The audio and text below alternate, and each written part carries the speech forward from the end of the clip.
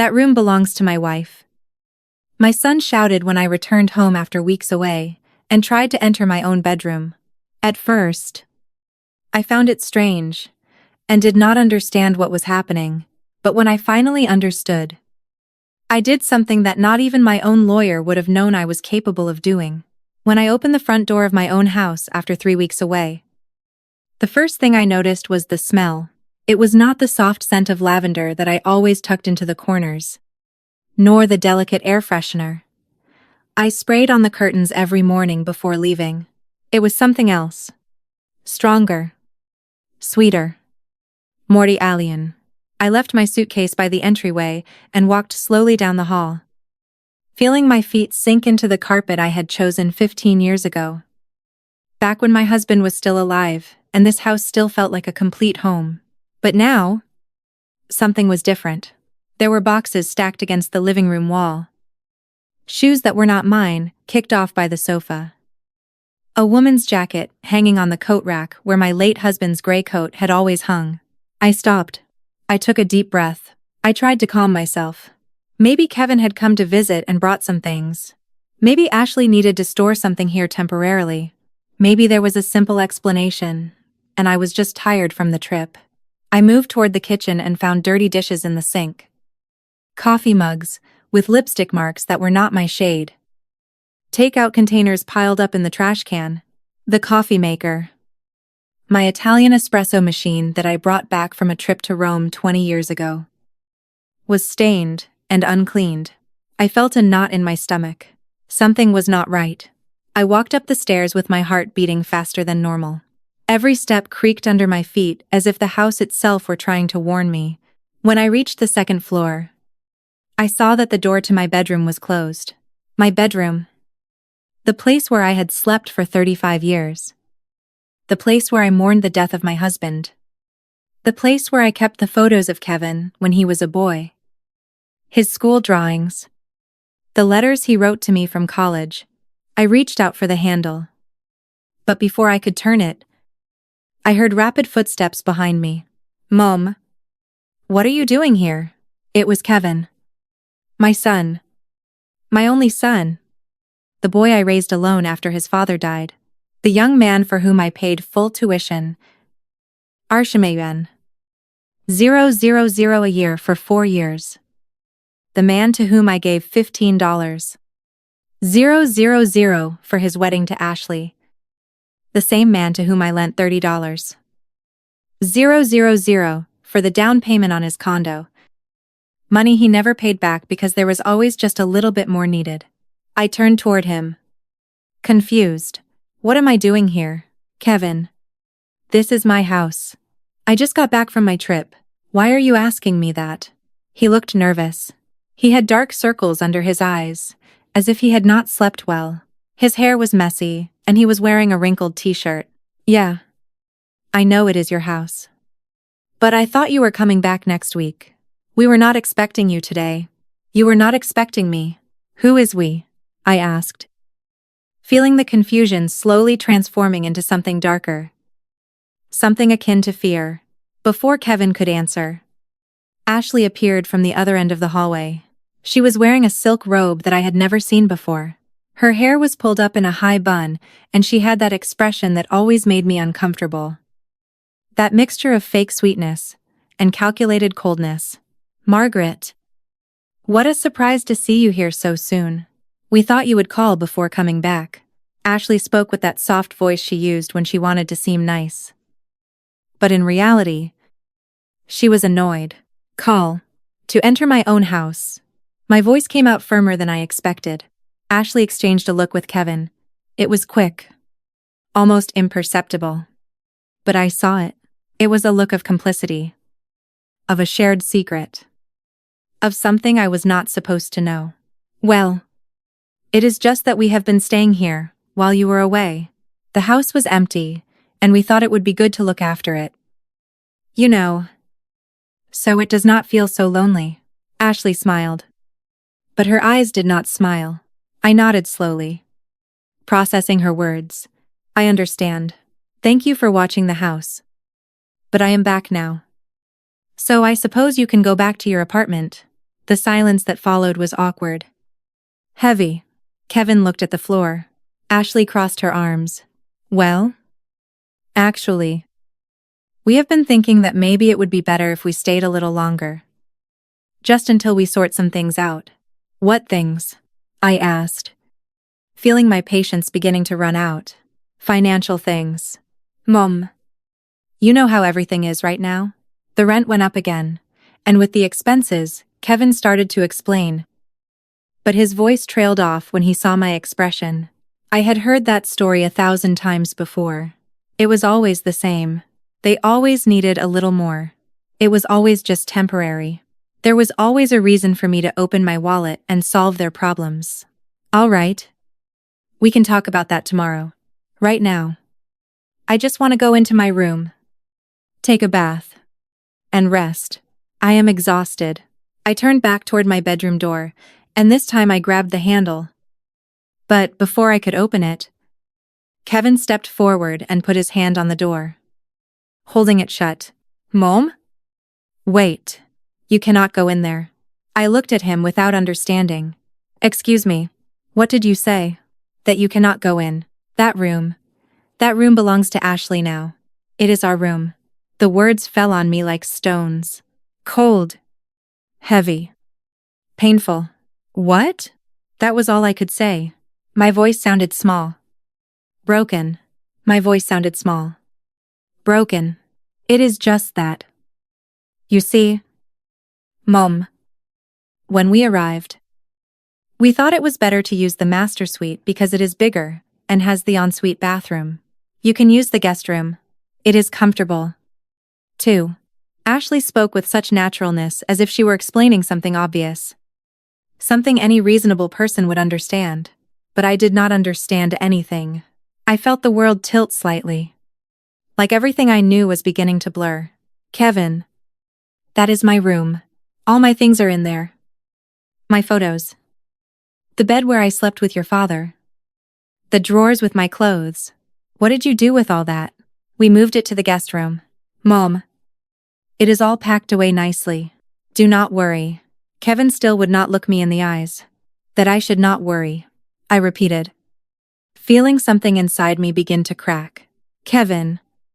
That is my bedroom. This is my house. How could you do that without even asking me? Oh. Margaret. Do not be dramatic. It is just a room. Besides, at your age, do you really need so much space? The guest room is perfect for you. Courtier. Easier to maintain. Ashley sighed, as if I were a capricious child, throwing a tantrum over nothing. At my age. Those words echoed in my head like warning bells. At my age. As if being 70 years old turned me into someone who no longer deserved a voice or a vote in her own home. As if my age were a sufficient reason for them to take what was mine. Ashley. I shared that room with my husband for 30 years. The most important memories of my life were born there. It is not just a room. Period. She shrugged with indifference. Well? But your husband is gone. Right. And you live alone. We are a couple. We need the space. It is logical. I looked at Kevin seeking support, waiting for him to say something. To defend me. To remember who I was, and everything I had done for him. But he just stared at the floor, hands in his pockets, like a boy waiting for the storm to pass. Kevin. Do you agree with this? He took a moment to respond. When he finally spoke, his voice sounded weak, almost ashamed. Mom. It is just Ashley is right. It is only temporary.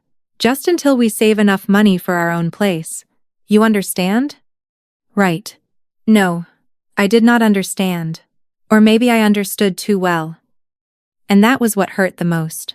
I stood in front of the door of my own bedroom, feeling my legs tremble.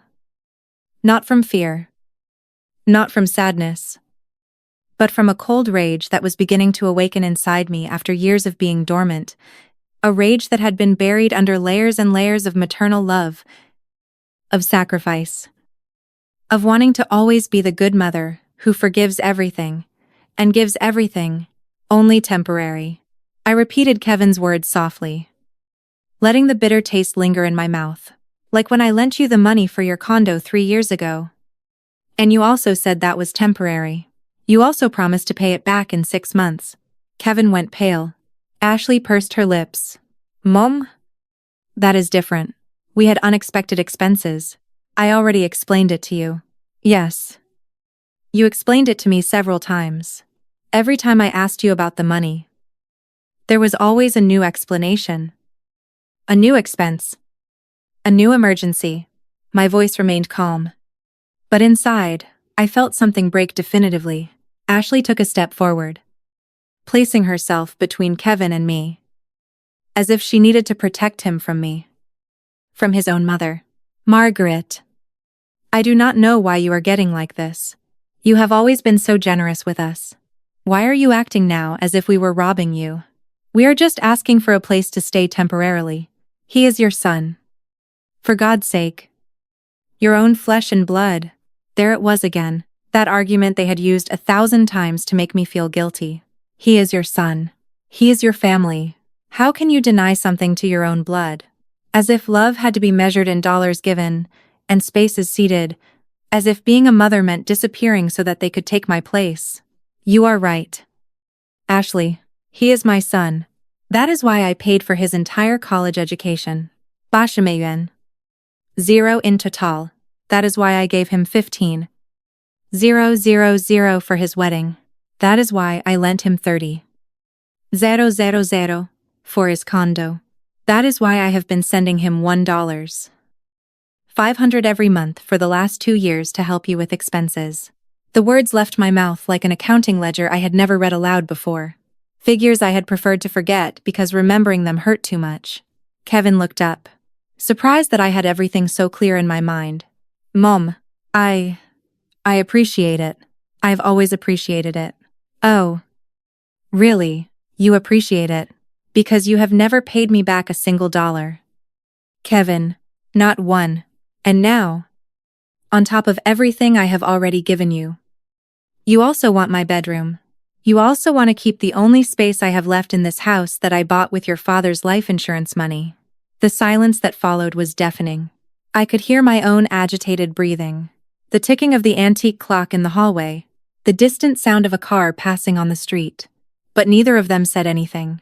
Finally, I took a step back. All right, you win. Keep the room. Keep the whole house if you want.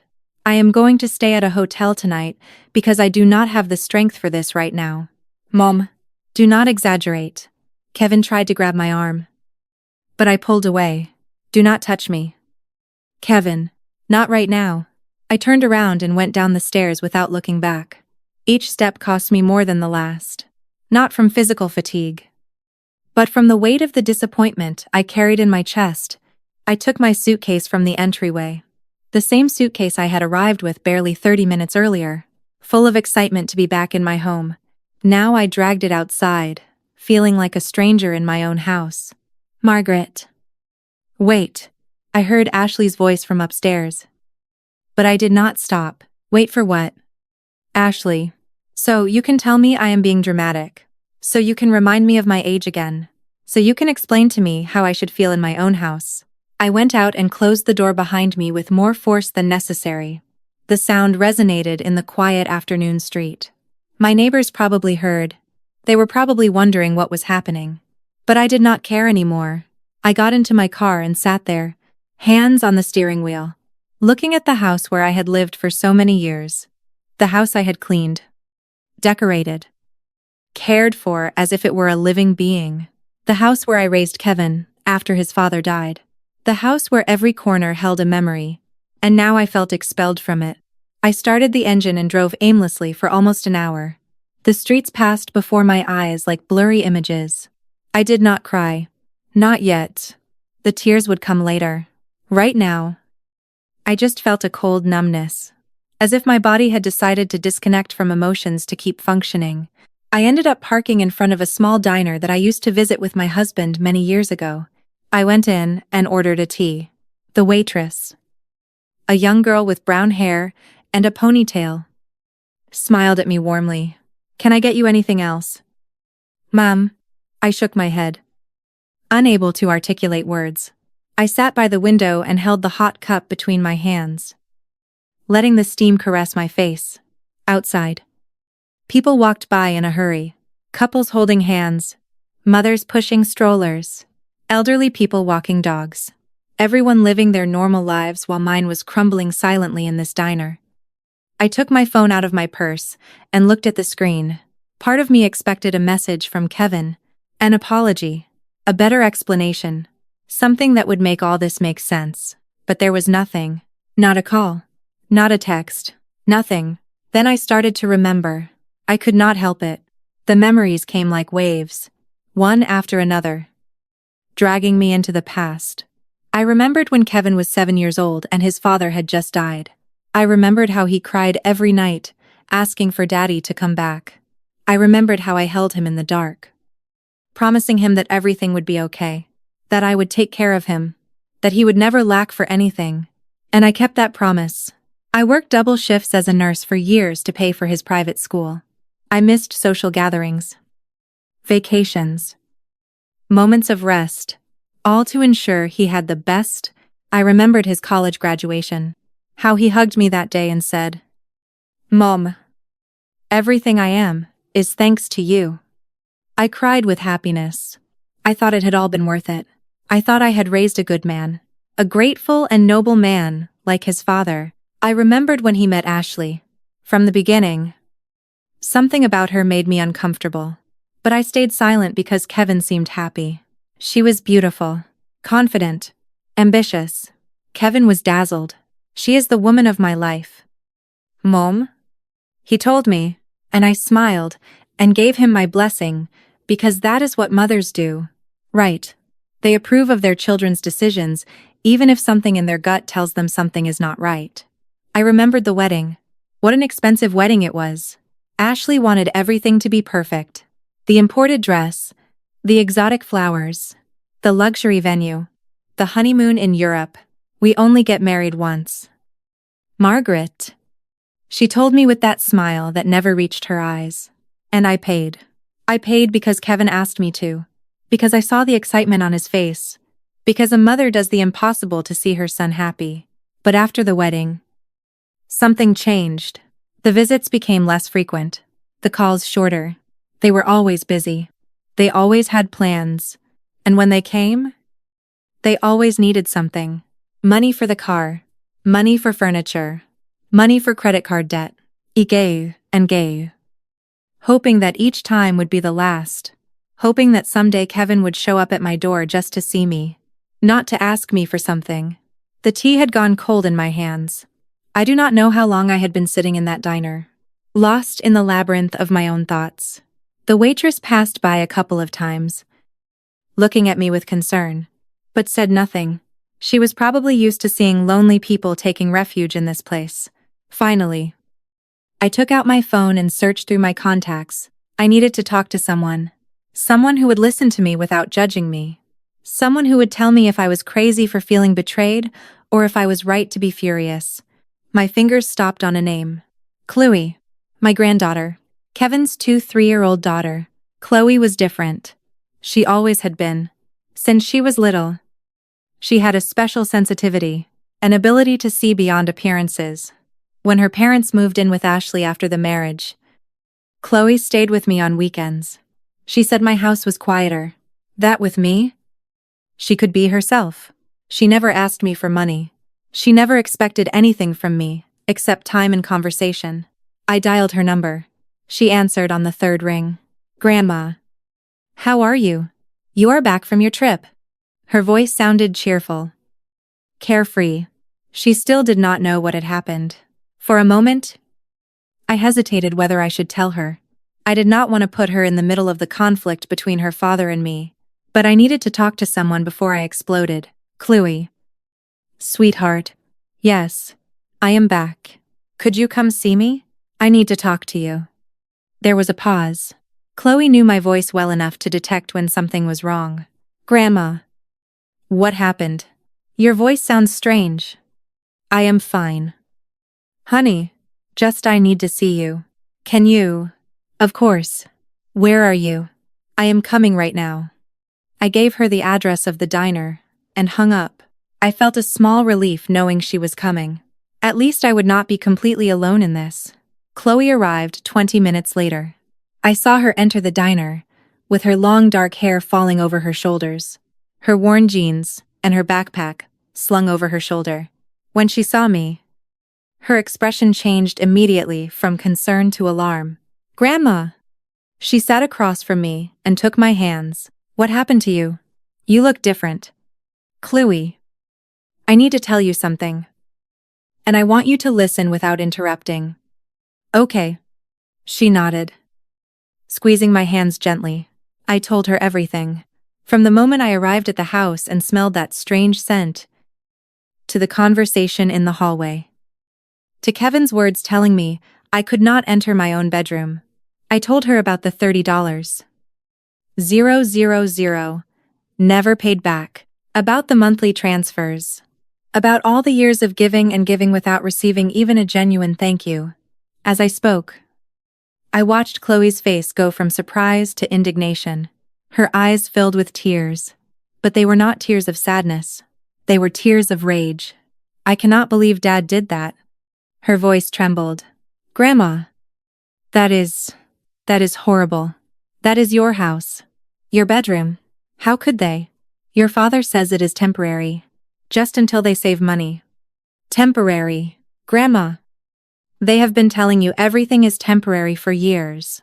The loan for the condo was temporary. The help with expenses was temporary. But it never ends. Does it? There is always something else." I was surprised to hear Chloe talk like that about her own father. But it also made me feel validated. I was not crazy. I was not being selfish. What they had done to me was wrong. Chloe, I just want to understand. At what point did I stop being his mother and become his bank? The tears finally began to roll down my cheeks. I could not hold them back anymore. Chloe got up from her chair, came to my side, and hugged me tight. There, in the middle of that diner, surrounded by the murmur of other people's conversations and the smell of fresh coffee, I finally allowed myself to cry. "Grandma, listen to me closely." Chloe pulled away a little to look me in the eyes. "You did nothing wrong. Nothing. You were an incredible mother. You gave Dad everything you could, and more. But he and Ashley have taken advantage of your generosity. And that is not right. But he is my son. Chloe, he is my only son.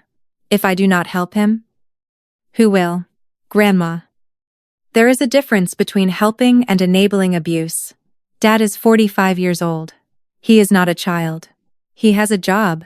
He has a college degree that you paid for. He has all the tools to support himself.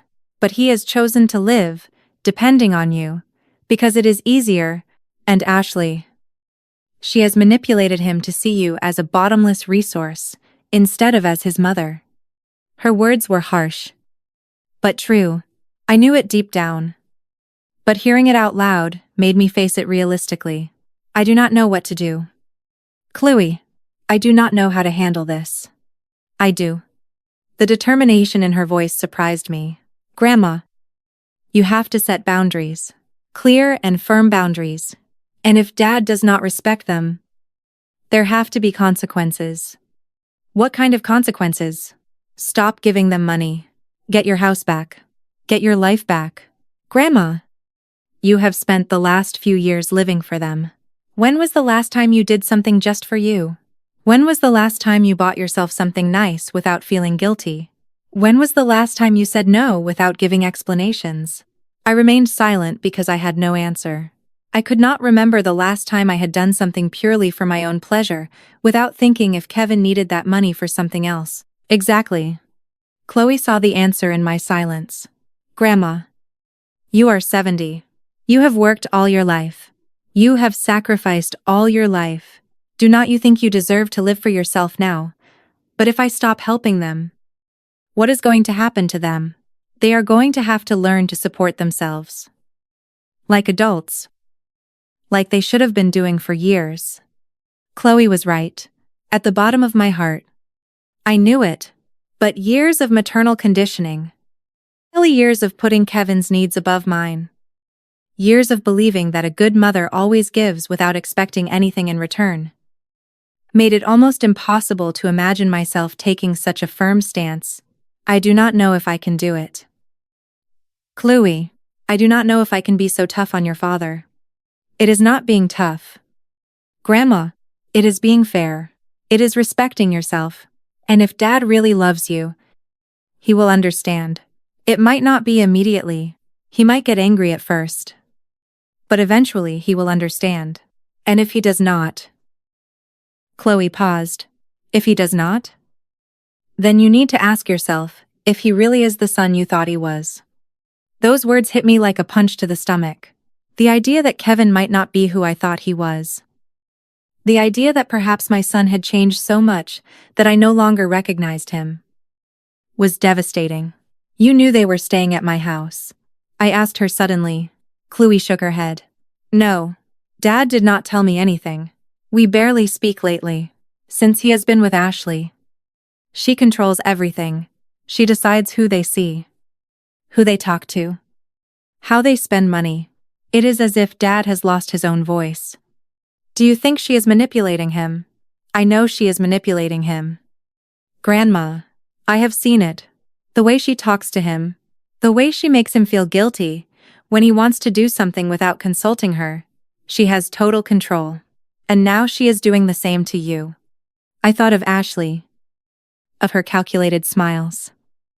Of her way of making me feel that I was being unreasonable every time I questioned something. I thought of how she always had a perfect explanation for every expense. Every request. Every invasion of my boundaries. So, what do I do? How do I get my house back without destroying my relationship with Kevin? Chloe took a deep breath. Grandma, I am going to be honest with you. You might not be able to do both things. It may be that when you set boundaries, Dad gets angry. It may be that Ashley turns him against you. It may be that there is a period of distance and tension. But, in the long run, it is the best for everyone. Because if you keep allowing this, you are going to end up with nothing. No money, no house, no dignity, and they are going to keep taking until there is nothing left to take. We left the diner when the sun was already starting to set. Chloe insisted on accompanying me to a nearby hotel. I booked a simple but comfortable room. While we went up in the elevator, my granddaughter would not let go of my hand, as if she feared I was going to crumble at any moment. Do you want me to stay with you tonight? Grandma, she asked me when we entered the room. No. Sweetheart, I will be fine. You need to go to your apartment. Get some rest. You have work tomorrow. Work can wait. You are more important. Those simple words broke me again. How ironic that my granddaughter, who had her whole life ahead of her, I was willing to sacrifice her time for me. While my own son, to whom I gave everything, I could not even let me enter my bedroom. I will be fine. Chloe, really, I just need to sleep and think clearly. She hugged me tight before leaving. I will call you early tomorrow. And Grandma, I want you to know I am proud of you. I know this is hard, but you are doing the right thing. When she left, I stayed alone in that hotel room that smelled of artificial lavender and disinfectant. I sat on the bed and looked around. The beige walls, the television mounted on the wall, the thick curtains blocking out the city light. Everything was impersonal. Cold. Alien. And yet, I felt more at peace here than in my own home. I took out my phone and saw 3 messages from Kevin. Mom, please come back. We can talk. I did not mean to make you feel bad. It is just a misunderstanding. Ashley is worried about you. Come home. I read the messages over and over again. I looked for a real apology. An acknowledgement of what they had done wrong. A genuine sign of remorse. But there was nothing of that. Just empty words designed to make me return without them having to change anything. I did not reply. I turned off the phone and left it on the nightstand. That night, I barely slept. I tossed and turned in bed, staring at the ceiling, reliving conversations, analyzing decisions, wondering at what moment everything had gone so wrong. At 3:00 the morning, I got up and made some tea with the small coffee maker in the room. I sat by the window and looked at the sleeping city. I thought of my husband, of how he would have handled this situation. He was always firmer than me, more capable of saying no without feeling guilty. Margaret, he used to tell me, you cannot save everyone. Sometimes people need to fall to learn how to get up. I never fully understood what he meant. Now, sitting in this hotel room at 30 inches the morning, I finally understood. When the sun came up, I showered, got dressed, and turned on my phone. There were 7 missed calls from Kevin and 2 more messages. There was also a message from a number I did not have saved but recognized immediately. It was Ashley. Margaret, I know you are upset, but you have to understand that we have rights. 2. Kevin is your son and deserves your support. You cannot be so selfish. I read that message 3 times. Each time it made me angrier. Selfish. I was the selfish one. I, who had given everything I had. I, who had depleted my savings to ensure they had what they needed. I, who was now sleeping in a hotel because I had been kicked out of my own bedroom. I made a decision in that moment. A cold, calculated, definitive decision. I searched my contacts until I found Robert's name. Robert had been a friend of my husband and was now a respected lawyer, specializing in family law and estates. I had seen him at my husband's funeral, and occasionally we ran into each other at social events. He always told me, Margaret, if you ever need legal help, call me. I never thought I would need it, especially not to protect myself from my own son. I dialed his number. It was barely 80 inches the morning. But Robert was an early riser. Margaret, is that you? Yes. Robert, I am sorry to call so early.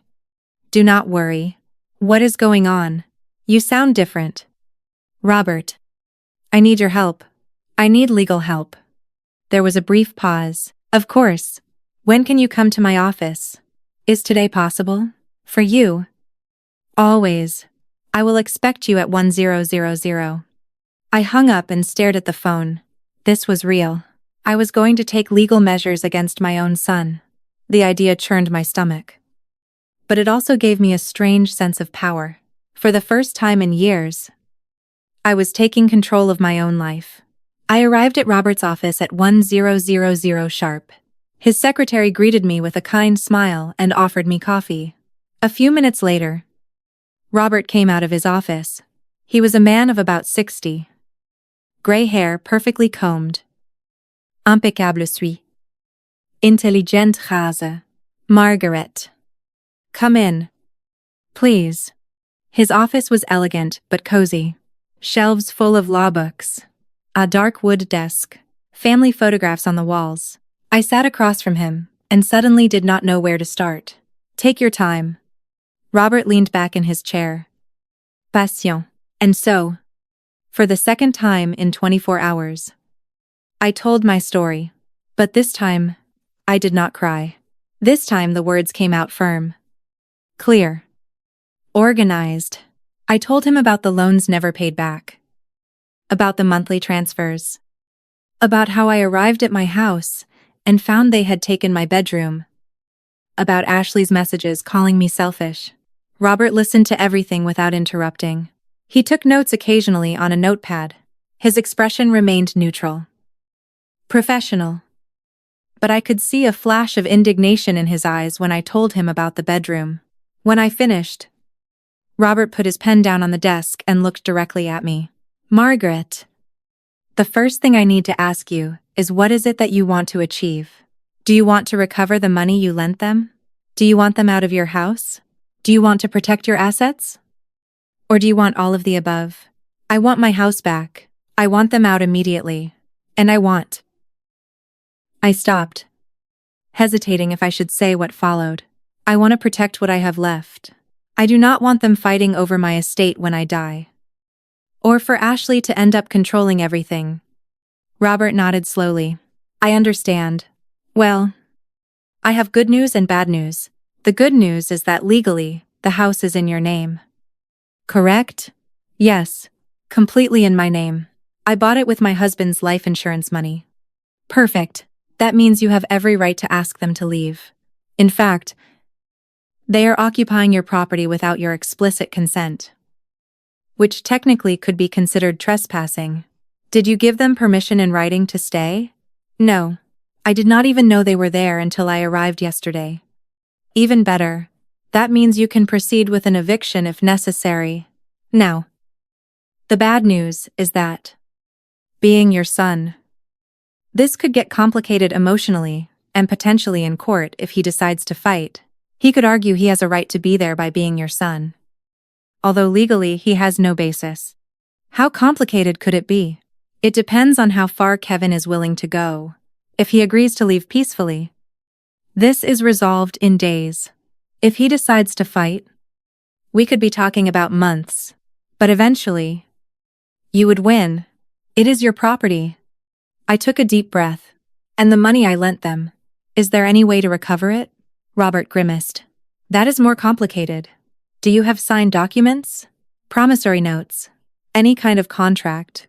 I shook my head, feeling stupid. No. It was all verbal. They were direct bank transfers.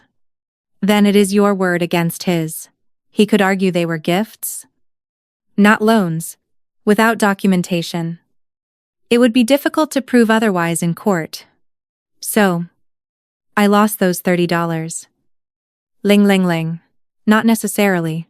If you have the transfer receipts, we can document the payments. And if Kevin at any moment acknowledged in writing that they were loans, text message, emails, anything that could help. But, being honest, recovering that money would be a long and expensive battle. You would have to decide if it is worth it. I stayed silent, processing all the information. Margaret, allow me to ask you something personal. Robert leaned forward. What is it that you really want? Beyond the legal aspect, beyond the money and the house. What is it that your heart needs? Robert's question caught me off guard. I had prepared myself to talk about laws, documents, legal procedures. I did not expect him to ask me what my heart needed. I felt my eyes filling with tears again. But this time they were not tears of sadness. They were tears of liberation. I want my dignity back.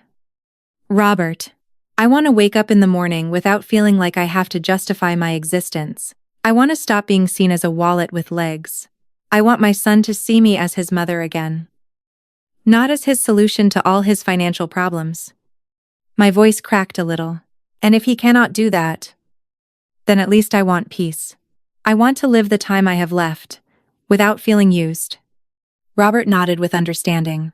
Then my recommendation is the following. First, we are going to draft a formal eviction notice. We will give Kevin 30 days to vacate the property. It is enough time for him to find another place. And he cannot argue it was abrupt. Second, we are going to review your will and make changes if necessary. We are going to make sure your assets are protected and distributed exactly how you want. Third, and this is optional, we can draft a letter detailing the loans made to Kevin with the exact dates and amounts. Not necessarily to take to trial, but to have a clear record. Sometimes, seeing the numbers on paper makes people become aware of what really happened. And the monthly transfers I make to him, you cancel them immediately. Today, if possible, you call your bank and instruct them that all automatic transfers to Kevin's account must be suspended. Also, cancel any additional credit cards that are in your name but that he uses. He has a card of mine. For emergencies, he told me. Robert raised an eyebrow. When was the last time you checked the charges on that card? I remained silent. The truth was, I never checked them. I trusted that Kevin only used it for real emergencies. Margaret, I need you to do me a favor. When you leave here, go straight to the bank and request a detailed statement of that card for the last 6 months. I want you to see exactly what your money has been spent on. I felt a shiver run down my spine.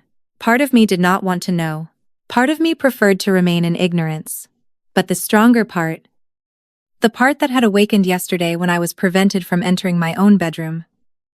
I needed to see the full truth. I will do it. Good. Now, let me prepare the documents. I will have them ready for you tomorrow.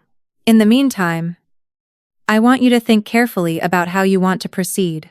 Once you hand over that eviction notice, there is no turning back. Kevin is going to react. Probably badly. Ashley is definitely going to react badly. You have to be prepared for that. And if he refuses to leave, then we proceed legally with the formal eviction through the court. As I told you, eventually you would win. But it would be longer and more painful.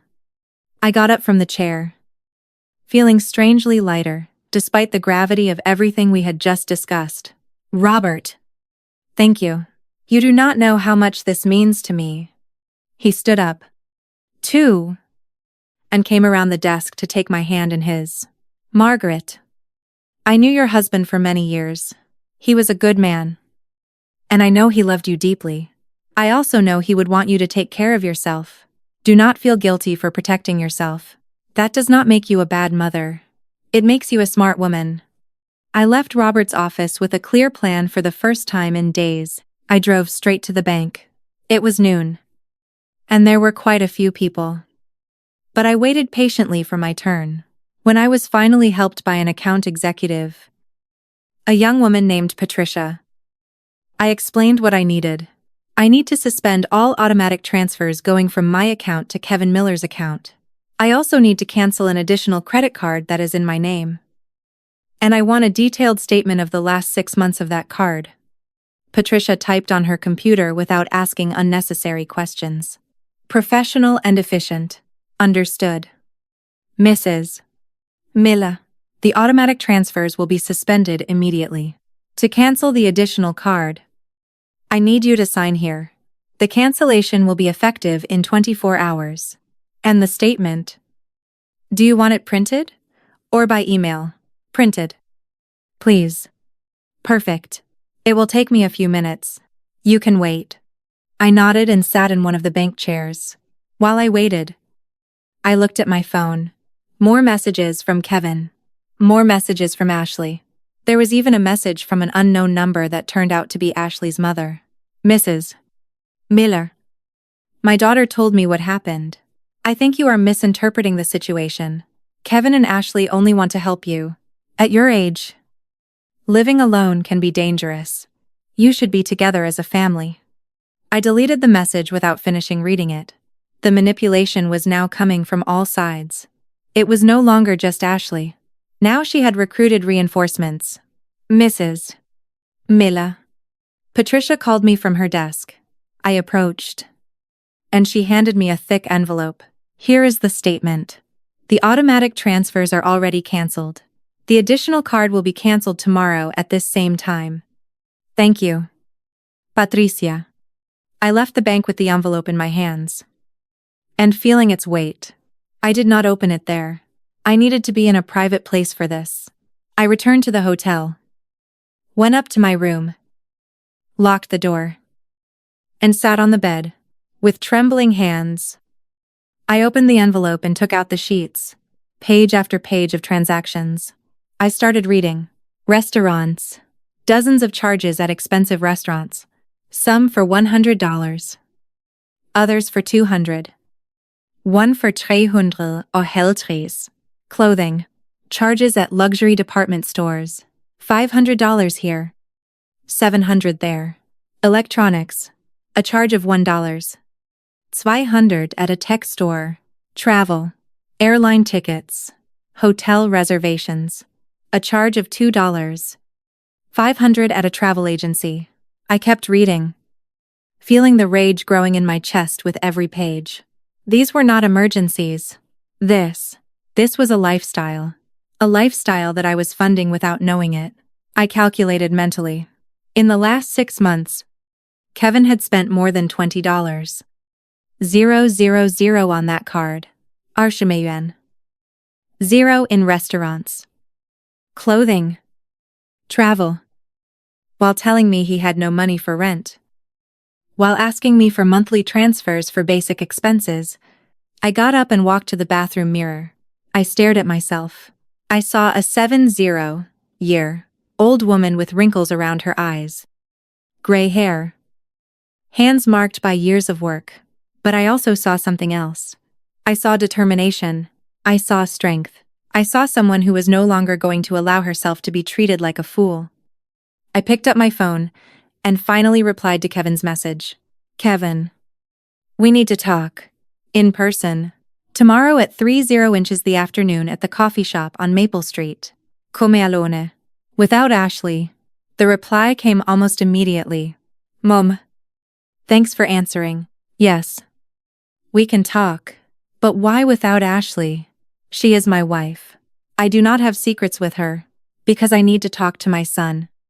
Not my daughter-in-law. If you want to understand what is happening, you come alone. If not, then there is nothing else to talk about. There was a long pause before the next reply. Okay, I will be there. I spent the rest of the day preparing myself mentally for the conversation. Chloe called me in the afternoon to see how I was. I told her about the visit to the lawyer and the bank.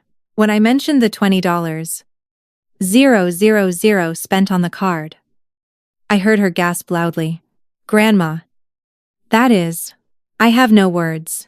Dad really did that. The numbers do not lie. Sweetheart, are you going to confront him tomorrow? Yes. I am going to show him the statements. I am going to ask him directly how he justifies all this. And I am going to hand him the eviction notice. Do you want me to go with you? For moral support, I thought about it for a moment. Part of me wanted her support. But another part knew this was something I had to do alone. No. Chloe, thank you for offering. But this is between your father and me. It needs to come from me only. I understand. But please. Call me after. No matter what time it is. I promise. That night I slept better than the previous one. Not well. But better. I had a plan. I had proof. I had legal support. I no longer felt helpless. I was no longer the silent victim enduring everything to keep the peace. I was a woman taking control of her own life. The next morning, I stopped by Robert's office to pick up the documents. The eviction notice was perfectly drafted. Formal but clear. It gave Kevin 30 days to vacate the property. Robert had also prepared documents to change my will. Have you decided how you want to distribute your assets? He asked me. I want the house to go to Chloe. She is the only one who has really treated me like family, and not like an ATM. Kevin can have some of the savings I have left. If there is anything left after all this. But the house. The house is for Chloe. Robert nodded while taking notes on his legal pad. Perfect. I am going to draft the new will with those specifications. I am also going to include a clause that protects the assets from any attempt to contest it. Given that Kevin is your only child, he might try to question the will, arguing it was influenced by temporary emotions. But if we clearly document your reasons and your completely lucid mental state at the time of making these changes, it will be very difficult for him to succeed. How long will it take? A week maximum. But, Margaret, there is something else you should consider. Robert put down his pen and looked at me seriously. Once Kevin knows you have changed your will, things can get very ugly. Especially with Ashley in the picture. I have seen cases where people become unpredictable when they feel they are losing an inheritance. How unpredictable? From attempts at extreme manipulation to, in rare cases, attempts to declare you mentally incompetent to invalidate your legal decisions. That is why it is important we establish your mental competence now. While everything is fresh, I am going to recommend you visit a trusted doctor and get an evaluation certifying you are in full command of your mental faculties. The idea that my own son might try to declare me incompetent churned my stomach, but after seeing the credit card statements, after everything that had happened, nothing would surprise me anymore. I will do it. Anything else? Yes. Change the locks on your house. Today. If possible, do not wait for the 30 days to be up. If Kevin has keys, change them. It is your property, and you have every right. But if I change the locks, he will not be able to enter to take his things. Exactly. You can coordinate a specific day and time for him to come with your presents, or that of a third party to collect his belongings. But he cannot have free access to your house while this process unfolds. It is for your safety and your peace of mind. I left Robert's office with a folder full of documents and a mental list of things to do. First, I find a locksmith. Second, meet with Kevin. Third, hand over the eviction notice. Fourth, start rebuilding my life. It was 20 inches the afternoon when I arrived at the coffee shop on Maple Street. I ordered a chamomile tea and sat at a table by the window where I could see the entrance. I placed the folder with the documents on the table, along with the envelope with the credit card statements. At 3:00 sharp, I saw Kevin walk in. He looked tired. Nervous. He was wearing a wrinkled shirt and jeans. His hair was messy. He saw me and walked toward the table with slow steps, as if he were walking toward his execution. "Hi. Mom." His voice sounded small. "Kevin. Sit down." He sat across from me, not looking me in the eyes. He toyed with his hands on the table. "Mom, I want you to know, it was never my intention to make you feel bad. I know things got out of control. But, Kevin, before you keep talking, I need you to see something." I took out the envelope with the statements and slid it across the table toward him. He looked at it with confusion. "What is this?" "Open it." Kevin opened the envelope and started leafing through the pages. I watched his face pale gradually, how his hands started to tremble slightly. "Mom. Arshimayuan. Ling ling ling. Kevin. Arshimayuan. 0 inches. 6 months. In restaurants. Clothing. Travel. Electronics. All while you were telling me you did not have money for rent. All while you were asking me for $1.500 each month for basic expenses. I can explain." "Explain what?" "That you lied to me. That you have been using me. That the card I gave you for emergencies, you have been using it as if it were your personal salary." Kevin dropped the papers on the table and covered his face with his hands. "Mom, things have been difficult. Ashley has expectations. And I just wanted her to be happy. And what about my happiness?" "Kevin, did you ever ask yourself if I was happy paying for your lifestyle while I ran out of savings? I thought you had enough. The house is paid off. You have your pension. My pension is $1.200 a month. Kevin. Imayuan. Lambe. Of that, I was spending $1.500 transferring to you. Plus what you were spending on the card. I was living off my savings. The savings your father left so I could have a dignified old age. And they are running out." I watched the tears begin to roll down Kevin's cheeks, but this time, his tears did not move me. This time, I just felt a void where before there had been infinite compassion.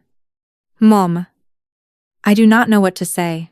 "Then tell me the truth. For once, the whole truth." Kevin took a deep, shaky breath. "Ashley wanted a better life. She always said we deserved more. A bigger house, better vacations, nicer clothes. She kept saying everyone else around us was moving ahead while we were stuck. At first, I tried to keep up by working more. Then I started using the credit card. Then the transfers. Then," he looked away. "Then it just became normal." "Normal," I repeated quietly.